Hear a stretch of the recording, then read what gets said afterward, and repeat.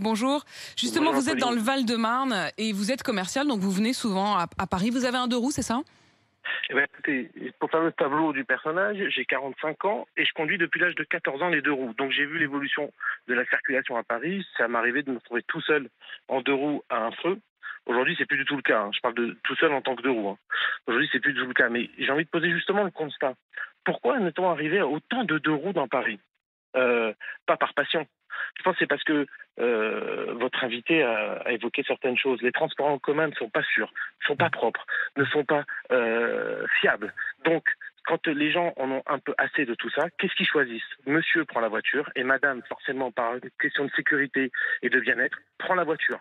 Donc, Monsieur prend le deux roues, vous voulez dire, hein? Monsieur prend le deux roues, ce que vous voulez dire, et madame prend la voiture. Maintenant, on a de plus en plus de femmes, et j'en suis heureux, mais qui prennent les deux roues. Mais aujourd'hui, voilà pourquoi on en est arrivé là.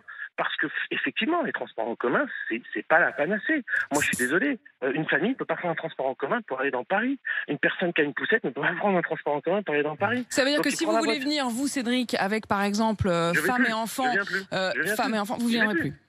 J'y vais plus. Si on vous dit pour venir passer 2 heures à Paris, il faut que tu débourses 12 euros. Non, mais c'est même pas une histoire de 12 euros. Je vais vous donner un exemple. La semaine dernière, le samedi dernier, moi je travaille le samedi. Mon épouse a choisi d'amener mon fils faire une activité sportive dans Paris, puisqu'il est dans un club dans Paris. Mais ça a été un enfer. Et puis elle s'est retrouvée ensuite avec la manifestation.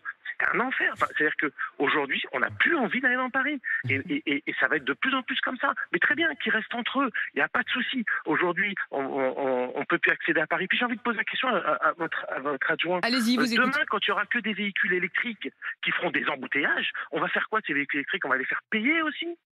Enfin, électrique ou vertueux, on va les faire payer aussi. Et puis le deux roues, finalement, moi je suis pas contre de faire payer un stationnement, ça me dérange pas, mais il faudrait qu'il y ait des places de parking pour les deux Alors roues. ça, pour le coup, il va y en avoir 5000 places supplémentaires. 5000 places supplémentaires. Attendez, on se fait vandaliser les deux roues dans les rues de Paris, vandaliser, ils nous déchirent les selles, les gens se stationnent, les gens, je ne sais même pas comment. Cédric, vous en avez gros sur le cœur. Je voudrais gros sur le cœur parce que l'objectif est intéressant, mais les moyens sont pas bons.